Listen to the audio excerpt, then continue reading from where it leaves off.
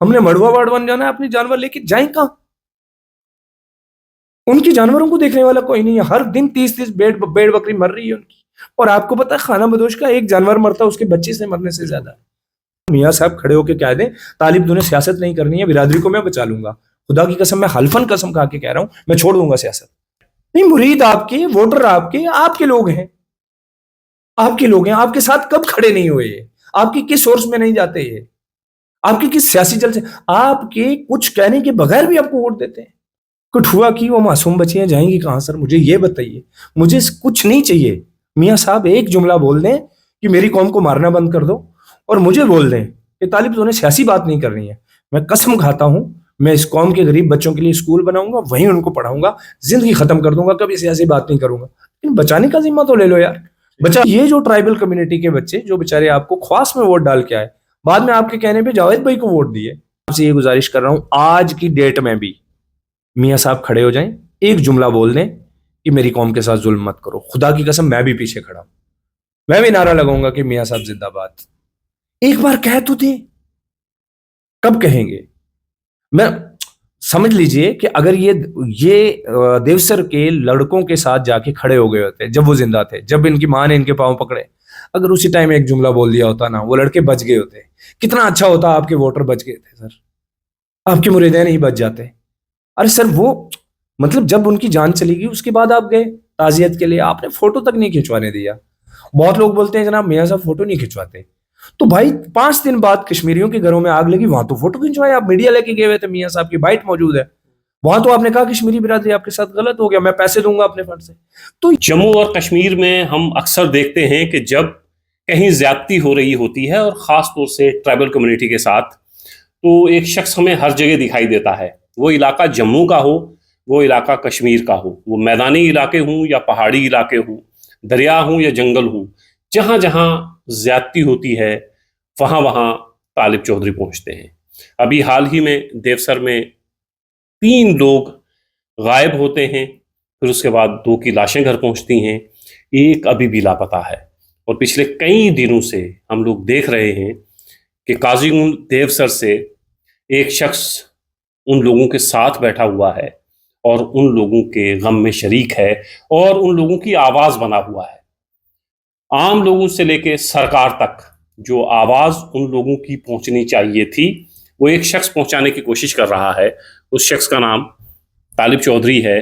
और जानेंगे देवसर के हालात और ट्राइबल कम्युनिटी के साथ जम्मू और कश्मीर में जो कुछ होता रहा है, हो रहा है, उस पर क्यों कम्युनिटी के जो लीडर हैं जिनके पास ताकत है, ये सोशल एक्टिविस्ट हैं, ये आवाज उठा सकते हैं, लेकिन ताकत जिन लोगों के पास है, जिन लोगों को इस कम्युनिटी ने वोट देके, बड़ी तादाद में वोट देके असेंबली में और पार्लियामेंट में भेजा, वो उन लोगों की तरफ पलटकर क्यों नहीं देखते हैं, क्यों उनकी आवाज नहीं बनते हैं। तालिब साहब बहुत शुक्रिया, आपने टाइम दिया। तालिब साहब ये बताइए, पहले देवसर के हालात बताइए।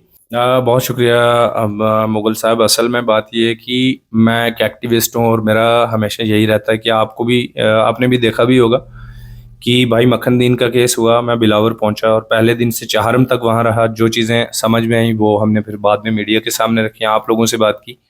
उसके बाद देवसर में जो ही ये मसला हुआ तो मैं वहां पे पहुंचा। पहले 3-4 दिन तो मुझे रिसर्च करने में, तहकीकात करने में और ये सब चीज़ें करने में, चीज़ें इकट्ठा करने में लगी। तो देवसर के केस में आपके सामने मैं ये चीज़ ज़रूर रखना चाहूँगा कि ये बच्चे अपने घर से, 2 सगे भाई और एक इनका पफेरा भाई, एक शादी के लिए निकलते हैं। और शादी के लिए जब निकला जाता है तो जाहिर है जूते, आप कश्मीर में हैं, सर्दियां हैं, फिर सॉक्स भी पहनते हैं। ये मैं आगे जोड़ूंगा कि सॉक्स और जूते क्यों बता रहा हूँ।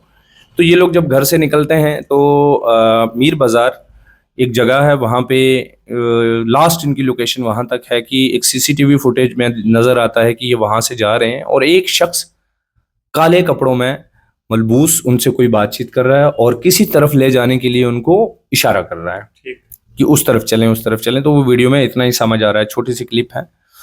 अब उसके बाद ये बच्चे गायब हो जाते हैं, ये भाई गायब हो जाते हैं। और गायब होने के बाद अब अच्छी बात ये थी कि उसी रात को फैमिलीज, चूंकि इनके फ़ोन बंद हुए तो फैमिलीज ने, कश्मीर है चूंकि, तो इन्होंने फ़ोन करना स्टार्ट कर दिया रिश्तेदारों में। शादी जिसमें जा रहे थे उनसे पता किया गया कि आप यहाँ पहुँचे कि नहीं, तो उन जवाब आया कि नहीं पहुँचे। फिर उन्होंने अपने लेवल पे ढूंढना शुरू किया, पुलिस स्टेशन में गए, जाके रोना फरियाद शुरू कर दी। हमें भी जब पता चला, हम भी बीच बीच में बात करते रहे। भाई मखनदीन के केस के दौरान भी मैंने बहुत कोशिश की कि उनकी बात भी साथ में जोड़ के कर लूं। तो बिल आखिर हुआ ये कि करीब करीब 1 महीना गुजर गया इनको वहीं पे कोलगाम डिस्ट्रिक्ट के अंदर ही घूमते फिरते, और कोई 1 महीने से कुछ दिन कम। उसके बाद ये लोग क्या तय करते हैं कि जम्मू आते हैं। कौन लोग? ये वालिदैन, अच्छा, जो ठीक। जो 3 लड़के गायब हुए हैं, इनके ठीक। वालिदैन। तो ये जब जम्मू आते हैं तो उससे पहले क्या होता है कि जो एक पास में नाला है, जो नाला क्रॉस करके उनको सच में ये बात नाला है वहाँ पे, और ये कोलगाम से आता हुआ जो नाला है वो है, तो क्रॉस करके दूसरी तरफ जाना था शादी के लिए। तो उस वहाँ पे, चूंकि उस वक्त की मैं बात कर रहा हूँ, ये तब गुम हुए हैं जब कश्मीर सूखा हुआ था, ठीक। जब अछबल सूख गया था। कश्मीरी खवातीन रो रो के कह रही थी कि क़यामत आने वाली है, क्योंकि कश्मीर सूख गई। कश्मीर के बड़े चश्मे जो हैं, दरिया झेलम को जो पानी देते हैं, उनमें से एक बड़ा चश्मा सूख गया। तो उस वक्त तो पूरा ही कश्मीर सूख गया, और वो नाला कश्मीर की सूखी हुई सर्दी में कहाँ से उसमें पानी पानी था ही नहीं। तो कुछ ट्रंचेस हैं बने हुए वहाँ पे, बहुत बड़े नहीं है वो, अगरचे उनमें जाने नहीं जा सकते, लेकिन ट्रंचेस हैं, और वो भी सूखे हुए, क्योंकि बारिश ही नहीं हुई पिछले 1 साल से। तो वो सूखे हुए ट्रंचेस से कुछ एक में वो जो बहुत निचली सतह पे पानी भी होगा। तो वहां पे डीआईजी साहब आए, जावेद मतू साहब, और उनके अलावा पुलिस का सारा अमला, एसएसपी कुलगाम, बाकी सारे लोग, इन्होंने तलाश किया, सारे ट्रंचेस चेक किए। जो सूखे हुए थे वो तो जाहिरन सामने से नजर आ जाते, जो थोड़े गीले थे, नीचे पानी था, उनके अंदर जेसीबी मशीन मारी गई, ढूंढा गया, कहीं कुछ नहीं मिला। और उसके बाद ये फोटोज वगैरह जो थे ये डाले गए सोशल मीडिया पे, उनके अपने अकाउंट्स पे, कि जनाब हमने तलाश किया, नहीं कुछ मिला। ठीक है, हो गई एक बात। अब उसके बाद क्या है कि ये लोग चले आते हैं जम्मू। जम्मू क्यों आए? जम्मू मियां अल्ताफ साहब से मिलने आए। क्यों? क्योंकि ये मियां अल्ताफ साहब के मुरीद भी हैं और साथ में वोटर्स भी हैं, कि मियां साहब जीत जाए। वोट डाल के चले गए। वो तांग थी दिल में, वो एक उम्मीद थी कि हम उनसे जुड़े हुए हैं, हम उनके पास जाएं। और दूसरा, कम्युनिटी का सबसे बड़ा शख्स तो वही है, सियासी भी और रूहानी भी। हर लिहाज से इसको कोई डिनाई नहीं कर सकता। तो ये लोग पहुंचे जम्मू, और मुख्तार भाई की वालिदा, जिनको आप कई बार सुना भी, परसों में उन्होंने स्टेटमेंट दिया, वो कहती हैं कि मैंने जाके मियाँ साहब के पाँव पकड़ लिए कि खुदा का वास्ता है, मेरे बच्चों को वापस दिलवा दो, वापस दिलवा दो। मियाँ साहब ने उनको यकीन दिया कि मैं दुआ भी करूंगा आप लोगों के लिए, और बाकी भी मेरे से जो बन पड़ेगा मैं करूंगा। ये लोग वापस चले गए, नगरोटा पहुंच गए। फिर इन्होंने मेरे साथ रब्ता किया। उसके बाद मैंने रात को इनका लाइव भी किया, और रात को ही मैंने जावेद अहमद राणा साहब के पीए साहब से बात की और कहा कि आप वक्त दीजिए। दूसरे दिन मैं सेक्रेटरीट में पहुंचा, राणा साहब से मुलाकात करवाई। राणा साहब ने डीसी कुलगाम को फ़ोन किया। ये जैसे हम वहाँ पे निकले तो वहीं पे मियाँ महर साहब मिल गए, जावेद राणा साहब के ऑफिस में ही। तो उसके बाद जैसे ही मैंने इंट्रोड्यूस करवाया, क्योंकि मियाँ साहब महर साहब पहली बार एमएलए बने हैं, तो सारी बिरादरी को आइडिया नहीं है कि, अब तो पता चला है, लेकिन सब बहुत बेचारे जो दूर दराज रहते हैं उनको नहीं पता। मियाँ साहब बहुत टाइम से हैं तो सब जानते हैं। तो मियाँ महर साहब को वो नहीं जानते थे, ऊपर से परेशान भी थे, शायद इसलिए भी गलती हुई। तो वो नहीं जान रहे थे ये कौन शख्स है जिससे हम बात कर रहे हैं। तो मैंने इंट्रोड्यूस करवाया, मैंने कहा ये मियाँ महर साहब हैं, ये साहब के बेटे हैं, और ये असेंबली में भी इन्होंने बात की है 2-3 दिन पहले, और वो की भी है, बात भी ठीक है। उसके जैसे ही पता चला है, ये जिस बुजुर्ग को, शख्स को आप देखते हैं जिसके 2 बेटे शहीद हो गए, इन्होंने मेरे सामने उनके पांव पकड़ लिए, मियाँ महर साहब सेक्रेटरीट के अंदर? हाँ बिल्कुल, जावेद राणा साहब के ऑफिस में। वो अंदर प्राइवेट रूम में थे, किसी मीटिंग में बिजी, बाहर हम मुंतजिर थे उनके आने के। तब तक उन्हीं के ऑफिस में तो राणा साहब के दफ्तर में ही इनके पांव पकड़ लिए महर साहब के, और ये कहा अल्लाह का वास्ता है हमारे बच्चे वापस दिलवा दो। तो उन्होंने पांव छुड़वाए, उन्होंने भी अच्छी बातें की। उसके बाद हम वहां से निकले, और जैसे वहां से निकले तो रास्ते में मीडिया वाले 2-4 लोग मिले, वहां पे इंटरव्यूज वगैरह हुए। तो जो ही ये लोग नगरोटा अभी पहुंचने ही वाले थे, इनको फोन्स आना शुरू हो गए। किसके? मुमताज भट्टी, एडिशनल एसपी है कुलगाम का, जो शख्स पे पूरा शक है इनको कि इसने हमारे बच्चों को उठाया है। वो फोन करके बोलता है कि जल्दी कश्मीर पहुंचो, जल्दी पहुंचो। इन्होंने मुझे बिन बताए, मैंने इनसे कहा था आप रुकिए, हम मजीद मीडिया वाले लोगों से बात करेंगे और लीडर्स से भी मिलवाएंगे, कोशिश करते हैं यही होगा जो भी होगा, सेक्रेटरीट से ही जोर लगाएंगे। लेकिन ये रातों रात बेचारे उस खौफ में कश्मीर पहुंचे। कश्मीर पहुंचते ही पहला काम इनके साथ ये हुआ, शिराज नामी एक नौजवान है, इनका रिश्तेदार, बच्चों का मामा, मौसा, उसको इन्होंने मुमताज भट्टी साहब ने बुलाया और पीटना शुरू कर दिया। और उसके एक जिलानी है, मुख्तार का भाई, उसको पकड़ा और अंदर लेटा लिया, उसके ऊपर बंदे चढ़ गए और बोला कि जावेद राणा तुम्हारा बाप लगता है, उसके पास क्यों गए थे? तुम्हें इस बारे में नहीं पता कि जावेद राणा के पास जाओ या जिस मर्जी बाप के पास जाओ, वो आखिरकार फोन हमें ही करेगा, मुझे ही करेगा, उसके पास क्या लेने गए थे? यानी खबर मिली कि एक बच्चे की भाई की डेड बॉडी मिल गई। मैं उस जनाजे में पहुंचा। उसके बाद हमने तहकीकात अपने लेवल पे की, जिस पानी के लिए ये बोलते हैं कि वहां डूब गए। अब ये जब जम्मू आए हैं, पीछे से बारिशें शुरू हो गई। तब तक कश्मीर सूखा हुआ है। जैसे ये जम्मू आए, बारिश शुरू हो गई। जिस दिन इन्होंने डेड बॉडी दी, उससे 6 दिन पहले बारिश शुरू हुई है कश्मीर में। तो जनाब अब अच्छा, ये बाद में बात कर लेंगे अब। तो ये जैसे वहां पे पहुंचे हैं, तो जनाब बोला गया कि डेड बॉडी मिल गई 2 दिन बाद। मैं भी गया, जनाजे में शामिल हुआ। तो अगले दिन हम वहां पे स्पॉट पे गए कि जिस जगह से ये डेड बॉडी मिली है, आया उसे देखा जाए कि क्या है, कितना गहरा पानी है। मुझे भी यही शक था शायद पानी में डूब गए, लेकिन जब मैंने जाके देखा, हालांकि जेसीबी मशीन लगा के नाले का रुख उस तरफ मोड़ा गया जहां से डेड बॉडी मिली, रुख दूसरी तरफ है। जबरन मशीनें लगा के मटेरियल डाल के पानी का रुख तब्दील किया गया उस तरफ। और फिर भी मैंने लाइव वीडियो बनाई हुई है, फिर भी वहां पे घुटने से नीचे पानी आता है। डूबने का सवाल ही नहीं। घुटने से नीचे आ रहा है तो डूबेंगे कैसे? अब चलिए मान लेते हैं ये। अब 2-4 सवालात हैं बड़े जो सोचने वाले हैं, जवाब तलब हैं। सबसे पहली बात, डेड बॉडीज को मैंने देखा दोनों की। एक सबसे पहला सवाल ये है कि वो लड़के अगर पानी में डूब गए, ट्रंचेस में डूबे, तो ट्रंचेस कैसे होते हैं? कुएं की शक्ल के। तो उसमें तैरेगी नहीं ना बॉडी को स्ट्रगल नहीं करना पड़ेगा। ठीक है, आप डूबे मर गए, फिर उसके बाद बॉडी के साथ कोई हरकत नहीं होंगी ना। हरकत कब होंगी? जब बहते हुए पानी में, आप बहाव वाले पानी में आप जाएंगे, तो आप छिल भी सकते हैं, तो कुछ भी हो सकता है। ये तो रुका हुआ पानी था आपके मुताबिक, अगर ट्रंचेस में डूबे हैं। अगर बहते हुए पानी में और ट्रंचेस में हालांकि पानी नहीं, 6 दिन पहले आया, तो 6 दिन में ठीक है डूब गए, तो उससे पहले कहां थे? चलिए मान लेते हैं डूब गए, तो फिर उनके जूते किसने उतारे? अगर बहते हुए पानी में डूबते तो ठीक है, मान सकते हैं जूता उतर गया। फिर भी दोनों बॉडीज के दोनों जूते नहीं उतरते। 4 जूते हैं, 4 में से 3 तो बचते, 3 ना बचते 2 बचते। अरे 2 नहीं तो 1 तो बचता। कोई एक जूता नहीं है। चलिए मान लिया जूते भी उतर गए, उस कुएं में जूते उतर गए, तो फिर सॉक्स कहां गए? सॉक्स तो इजिली सर उतारने के बगैर नहीं उतरेगा ना। ये बहुत सारे सॉक्स। फिर एक होता ही है, आप अब ये तय कर लें, कोई डॉक्टर साहब भी आपका वीडियो देखे तो वो लिखे, बॉडी कंज्यूम नहीं होती ठंडे पानी में। ये जो बॉडी गल जाती है, पिघल जाती है, ये कैसे होता है? गोश्त जो है लंबा कैसे होगा? गोश्त जो अपनी ओरिजिनल जगह है उसको छोड़ के लंबा कैसे होगा? हम मुर्गा या गोश्त जो भी उबालते हैं पानी में, तो जब वो बहुत उबल जाता है उसके बाद वो लंबा हो जाता है, बढ़ जाती है उसकी लेंथ। तो इनकी बॉडीज की जो उंगलियां मैंने देखी हैं, सेकंड वाली बॉडी की उंगलियों की जो मास है वो एक एक पोटा आगे बढ़ा हुआ था। अच्छा। और फिर चलिए एक सवाल ये, नंबर 2, ठंडे पानी में आपकी जिस्म की चमड़ी नहीं उतरती। सही। मतलब साल तक भी रहेगी तो चमड़ी कैसे उतर जाएगी? चलिए मान लेते हैं साल तक रहेगी, बहुत गंदा पानी था, उतर गई। सर यहाँ तो 7-8 दिन में पानी में पड़े हुए आपके मुताबिक। चलिए महीना भी अगर लगा लें तब भी चमड़ी नहीं उतरनी चाहिए। तो इनका पोस्टमार्टम नहीं करवाया क्या? बिल्कुल किया, उसकी रिपोर्ट तो पेंडिंग है। चलिए ये चमड़ी पूरी उतरी हुई है, बाजुओं की चमड़ी उतरी हुई है, सर के बाल नहीं है, दाढ़ी के बाल नहीं है। अच्छा। ये ठंडे पानी में कैसे गायब हो गए? मतलब सबसे बड़ा सवाल कि चमड़ी कैसे उतर गई ठंडे पानी में?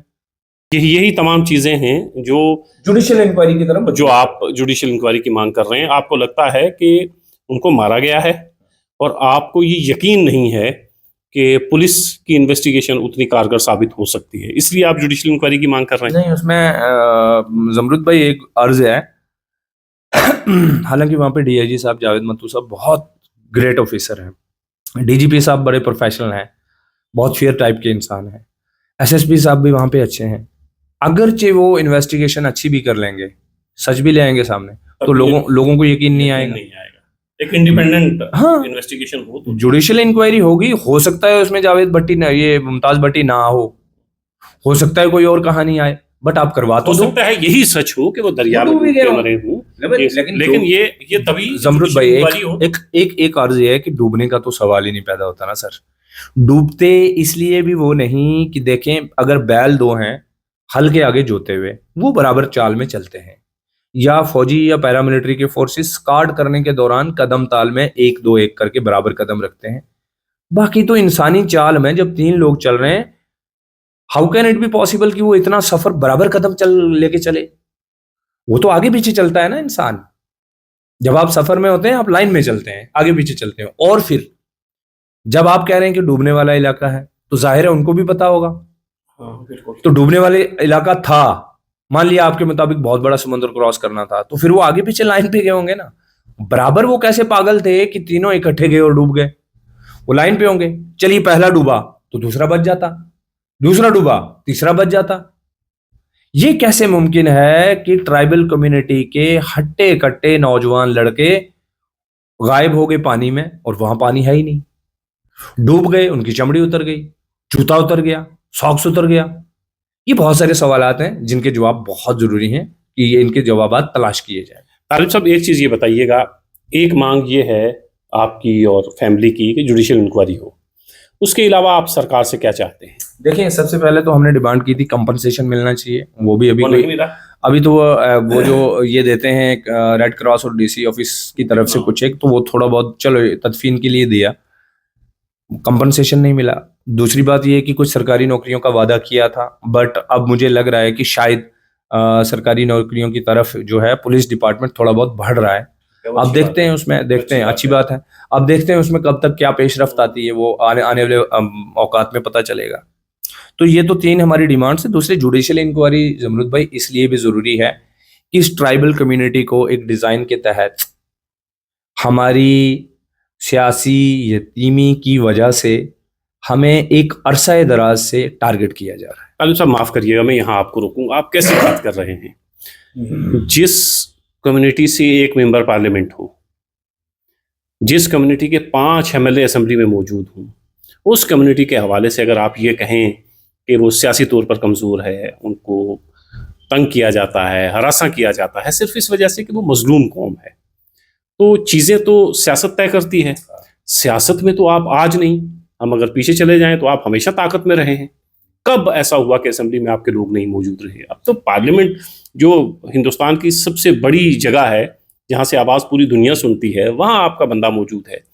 फिर आप ये रोना क्यों रोते हैं? ये तो नहीं करना चाहिए ना आपको। इसमें जमरुद भाई अर्ज इस तरह से है कि ये बात बिल्कुल बिल्कुल सही है, और मैं अब इस चीज़ में ये भी ऐड करना चाहूँगा कि हम सब जानते हैं कि आज़ादी से पहले यहाँ मुल्क हिंदुस्तान के अंदर बेशुमार राजे रजवाड़े थे, प्रिंसली स्टेट्स थी। तो करीब करीब 200 राजे रजवाड़े जो थे मुल्क के अंदर जम हुए, और हम हिंदुस्तान बन के, भारत बन के बाहर निकले। बहुत सारे वो राजे जो थे उनकी औलादें सियासत में आईं जब जमहूरी निज़ाम आया। बहुत सारे उनमें से जीते, बहुत हारे, हार का मुंह भी देखा सबने। उनमें से ज्योतिरादित्य सिंधिया हों, राजस्थान की वो लीडर हों बीजेपी की जो सीएम कैंडिडेट थी, या पंजाब के कुछ लोग हों, या महाराजा हरि सिंह की औलाद हो, करण सिंह साहब और आजाद छत्रु और ये सारे लोग। तो राजे रजवाड़ों के जो लोग भी थे, बादशाहों की औलादें भी सियासी इस जमहूरी निज़ाम के अंदर हार देख चुके हैं। लेकिन हमारे पास एज ये था इस बिरादरी के पास कि मैं एक चीज़ मानता हूँ, आज आप देखें, आज मुकाबले क्या हैं अक़वाम के। आज अमेरिकन और रशियन के अंदर ये मुकाबला है कि चांद पे पहले कौन गया। आज चाइनीज़ के और अमेरिकन के अंदर ये फाइट है कि डीप सीक किस उन्हें बना लिया और हम ग्रोक बना रहे हैं। और हमारी क्या डिमांड है सर? हमारी डिमांड है हमें परमिशन दे दीजिए, हम अपनी भेड़ बकरियां जो मेरी हैं मैं उनको गाड़ी में लोड करके कश्मीर ले जाऊं। अल्लाह का वास्ता है मुझे जाने दो। ये डिमांड है इस कौम की। दूसरी डिमांड क्या है सर? अल्लाह का वास्ता है मुझे कुछ नहीं चाहिए, मैं फॉरेस्ट राइट्स नहीं चाह रहा आपसे, बस मुझे जिंदा रहने दो। मैंने आपका जंगल भी छोड़ दिया, मैंने भेड़ बकरियों का काम करना भी छोड़ दिया, मैं स्कूल भी नहीं पढ़ रहा, मुझे नौकरी भी नहीं चाहिए आपसे, बस मुझे मजदूरी करने दो, मुझे जिंदा रहने दो। ये डिमांड है। मैं आपसे गुजारिश ये कर रहा हूं, इस बिरादरी के अंदर एक चीज हमें फायदा इस चीज का हुआ कि आज से करीब करीब 150 साल पहले संजोड़ जो उस वक्त हमारे साथ ही था, आज पाकिस्तान वाले के हिस्से में है, कश्मीर में, वहां से ये खानदान आया यहाँ पे। बाबा जी साहब लारवी रहमतुल्लाह अलैहि। जब बाबा जी यहाँ पे आए, बाबा जी साहब लारवी, तो उन्होंने आके इस बिरादरी को सहारा दिया। मजहबी तौर पे, रूहानी तौर पे वो वाकई अल्लाह के बहुत बड़े वली थे। उन्होंने इनको सहारा दिया, सपोर्ट किया, खड़े किया। उसके बाद जनाब इल्मी खिदमत भी की। अबद के नाम से जो शेर मौजूद है हमारे पास पंजाबी के, उस वक्त पंजाबी का रवाज था। उसके बाद हाजी बाबा की इल्मी, रूहानी और सियासी खिदमत, चाहे गुजर जाट कॉन्फ्रेंस की बात कर लीजिए, चाहे उनसे पहले उनके जो उन्होंने लिखा है उनकी बात कर लीजिए, या उनकी बाकी खिदमत की बात कर लीजिए। उनके बाद मियाँ बशीर साहब, उनकी भी सियासी खिदमत, रूहानी भी, मताए फ़क्र दानिश, किताबी इल्मी काम। फिर उसके बाद दौर आता है मियाँ साहब का, मियाँ अल्ताफ़ साहब का। मियाँ साहब का भी दौर ठीक रहा। उसके बाद दौर आता है आज मियाँ महर साहब। तो ये एक ऐसी कम्युनिटी है, ये एक ऐसी फैमिली है जो हिंदुस्तान की तारीख में आपको दूसरी कोई फैमिली नहीं मिलेगी। यहाँ इंदिरा गांधी, हाँ, इंदिरा गांधी मैडम की फैमिली, खुद इंदिरा मैडम ने भी हार देखी, राजीव गांधी साहब हारे, नेहरू साहब नहीं हारे, इंदिरा गांधी मैडम हारे, राहुल गांधी तो कंप्लीटली बार बार हारे।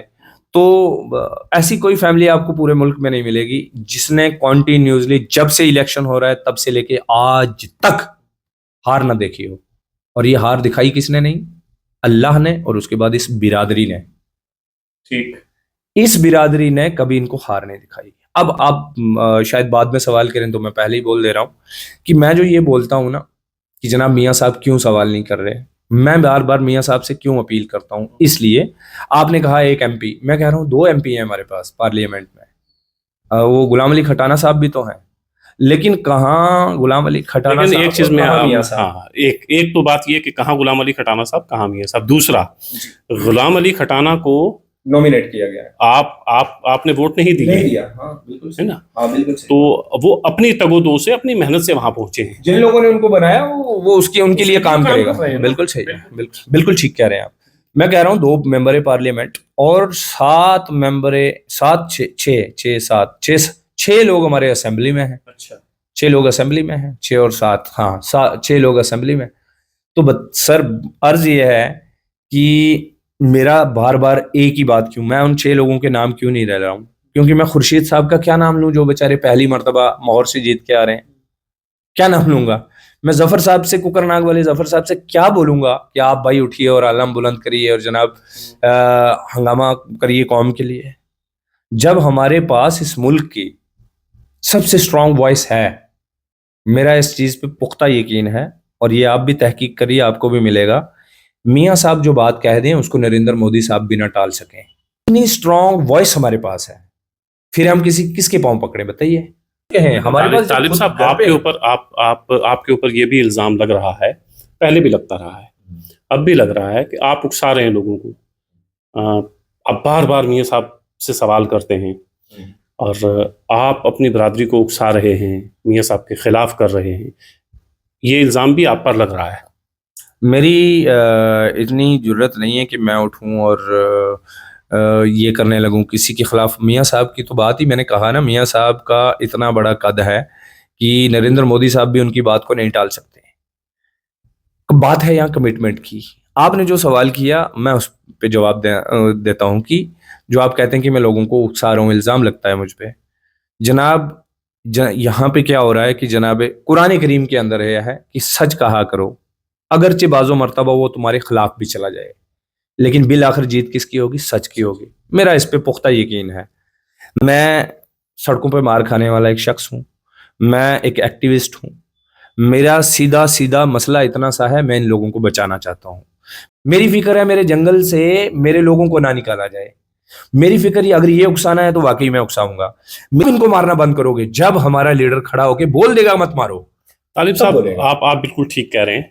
एक आखिर में ये बता दीजिएगा, ये तो अभी ये हादसात हुए हैं और आप खड़े हैं, आप इससे पहले भी बरादरी के साथ खड़े रहते हैं। बरादरी के जो समझदार लोग हैं, जो ज़हीन लोग हैं और जिनको एक्सपोजर है, उसमें आप भी एक हैं। आपको नहीं लगता कि आप तमाम लोग जो जहन है बरादरी का, हर बरादरी का कोई जहन होता है ना, आप लोग जो हैं वो बरादरी का जहन है। आपको नहीं लगता कि वो जो जंगलों में लोग जाते हैं, जैसे आप कह रहे हैं कि चांद पर बस्तियां बसाने की बात हो रही है, डीप सीक की बात हो रही है, ग्रोक की बात हो रही है, वो आप तो बस अपनी सर्वाइवल के लिए लड़ रहे हैं कि सांस लेने की इजाज़त दे दो, बस इतना कर लो। तो ये सांस लेने की इजाज़त जो आप मांग रहे हैं, इसमें आपको नहीं लगता कि आप भी अपनी बरादरी को उस तरह एजुकेट, उस तरह अवेयर करने में, आपसे मुराद आप तमाम जो जहन है बरादरी का, वो नाकाम रहे हैं? कहीं ऐसा तो नहीं एक मैसेज ये भी जाता है कि जो जहन है बरादरी का वो भी ये चाहता है कि ये वहीं भटकता रहे और हम गांधीनगर में बैठे रहें, हम गुपकार में बैठे रहें, हम दिल्ली में बैठे रहें? ये ज्यादती आपकी तरफ से भी हुई, मानते हैं आप इसको? बिल्कुल ठीक बोल रहे हैं आप, लेकिन इसमें आप तो माइनस कर लीजिएगा, जो एक्टिविस्ट तबका है उसको माइनस कर दीजिएगा, तो फिर बाकी सब चीज़ों पे ये सब लोगों पे लागू होती है। क्योंकि हम कभी पावर में आए नहीं। अगर अल्लाह ने हमें मौका दिया होता, बिरादरी हमारे साथ खड़ी होती, तो हम अल्लाह के फजल से शहरों के नज़दीक इनके लिए बस्तियां भी बसाते और इनके फॉरेस्ट राइट एक्ट्स पे भी इनकी बात करते। इनके एक फैमिली में से मुझे पता है, एक फैमिली के 10 लोग होते हैं और एक फैमिली के 10 लोग और 15 बकरियां हैं उनके पास। वो 10 क्या के 10 15 के पीछे 15 के पीछे लगे हैं। बिल्कुल। तो उनमें से हम ये करते कि उनकी 10 बकरियों के 5 बकरियां और उनकी ऐड करवाते और एक बंदे को वहां छोड़ते और 5 लोगों को यहाँ दूसरा में कोई भेजते। काम भेजते, छोटे स्कूल में बच्चों को भेजते। स्कूल भेजते, इंग्लिश पढ़ाते, उर्दू पढ़ाते, अरबिक पढ़ाते, कुरान पाक पढ़ाते। लेकिन बदकिस्मती ये है कि हमें मौका ही नहीं मिला। एक बार मुझे ये बताएं कि हमारे पास दूसरा, या तो हमें ऑप्शन बता दें कि भाई आप वहां चले जाओ, कहाँ? गुज्जर बकरवाल कम्युनिटी और उसमें भी ख़ास तौर से बकरवाल कम्युनिटी का आलम क्या है जम्मू और कश्मीर में, ये आपको हर महीने 10 दिन के बाद कुछ ना कुछ चीज़ें पता चलती रहती हैं। और इस कम्युनिटी के साथ जब ये मूव करते हैं पहाड़ों की तरफ, मैदानी इलाकों से, तब भी बहुत सारे वीडियोस हमारे और आपके पास पहुंचते हैं कि किस तरह फॉरेस्ट डिपार्टमेंट हो, रास्ते में कोई बदमाश हो, वो किस तरह का रवैया इनके साथ रखता है, मारपीट करता है, जलील करता है इनको। और कमाल ये है कि सियासी तौर पर यह कम्युनिटी आज नहीं कभी भी कमज़ोर नहीं रही है। और इतनी ताकतवर कम्युनिटी जिसके हर बार 5 से 10 एमएलए असेंबली में मौजूद हों, उस कम्युनिटी के ऊपर ये जुल्म सितम होता रहता है। और वो जो चुने हुए लोग होते हैं वो एक लफ्ज़ नहीं बोलते हैं। 5 साल के बाद वो इनका हाल चाल पूछने आते हैं जब इन्हें वोट चाहिए होता है। और ये कम्युनिटी कितनी सादा है कि वो उनकी बातों में फिर आ जाती है और फिर उन्हीं को वोट देती है ताकि अगले 5 साल फिर हमारे ऊपर जुल्म सितम हो और ये लोग फिर खामोश रहें। और जो बोलने वाले लोग होते हैं, तालिब चौधरी साहब की तरह, जब ये आवाज़ उठाते हैं तो इनके पीछे भी खड़े होने को वो लोग तैयार नहीं होते हैं, बल्कि कुछ लोगों को आगे लगा देते हैं ताकि ये अपनी ज़बान बंद रखें। तालिब साहब, बहुत शुक्रिया, आपने वक्त दिया।